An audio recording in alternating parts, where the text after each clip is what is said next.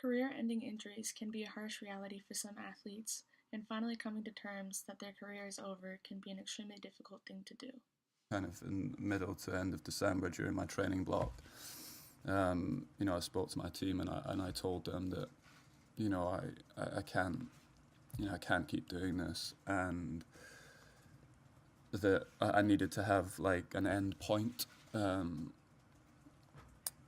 because I was sort of just playing with no idea of when the pain was gonna stop, and I felt like making that decision. I said to my team, look, I think I can kind of get through this until Wimbledon. That is where I would like to.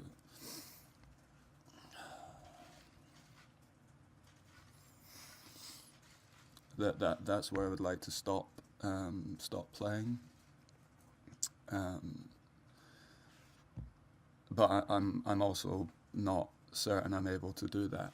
When it comes to career-ending injuries, athletes will most likely experience a lot of grief and even a loss of their athletic identity, making them want to isolate themselves from others.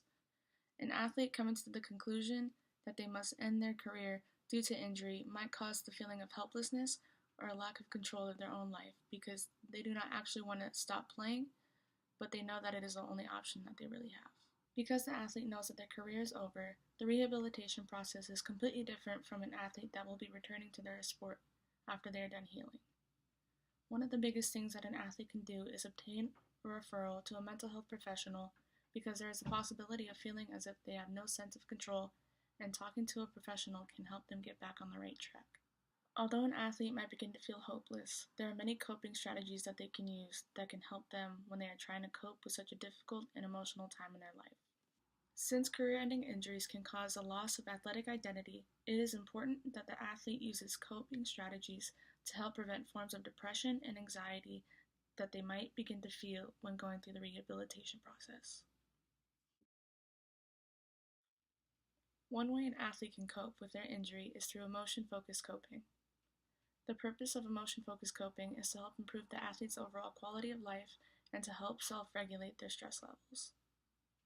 Using this coping strategy can help athletes with negative thoughts, such as self-blame, and can also teach them new ways of relaxation and meditation. Another way an athlete can work on coping with their injury is through what is called instrumental or problem-focused coping. The purpose of instrumental coping is to find and apply different solutions to stressful situations. We must figure out specific information about the injury and work on finding different strategies to alleviate some of the stress or discomfort for the athlete. Some ways that this can be done are through positive self-talk, setting goals for the athlete, and even listening to advice from others. Even with these two types of coping strategies, an athlete with a career-ending injury may still feel as if they lack athletic identity. Two of the biggest ways to help an athlete maintain their athletic identity is by still staying connected to their sport, as well as finding social support from other injured athletes that might be dealing with the same situation as them. Having the support of other people around the athlete and being able to connect with other injured athletes can help them feel like they still are a part of a community and remind them that they are not alone.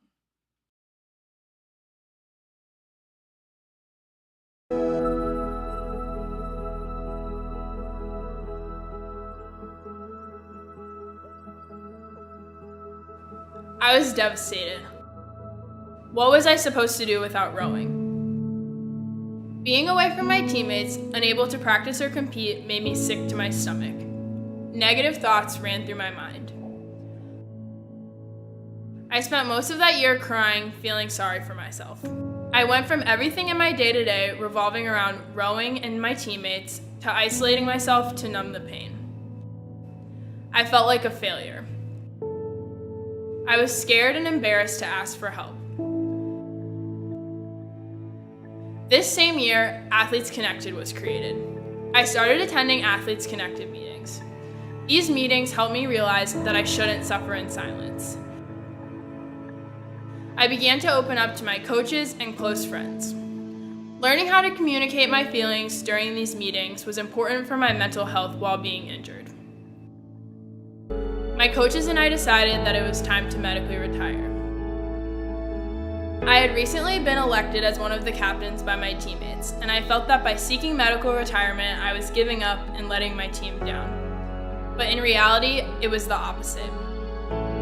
I was met with unwavering support. My coach asked me if I wanted to still be captain and take on a new role as a student coach.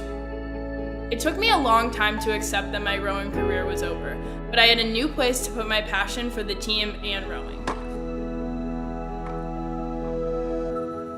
Athletes Connected and our athletic counselors helped me realize that my sport does not define me. Even though I was not contributing to the team physically, I could still contribute by being a great leader and a great teammate. Although my journey was a roller coaster of ups and downs and different than I could have ever imagined, I am forever grateful for the experience. Michigan and Michigan rowing has changed my life for the better. As shown in this clip, there are still ways that an athlete can keep their athletic identity and not lose sight of the incredible career that they had. Being able to talk to the people around them and to stay in contact with teammates, this can help improve the quality of their life once they stop playing. Although it may feel like a career-ending injury is the end of the world, in reality, it opens up the door for many different opportunities, and it is just the beginning of many other good things to come.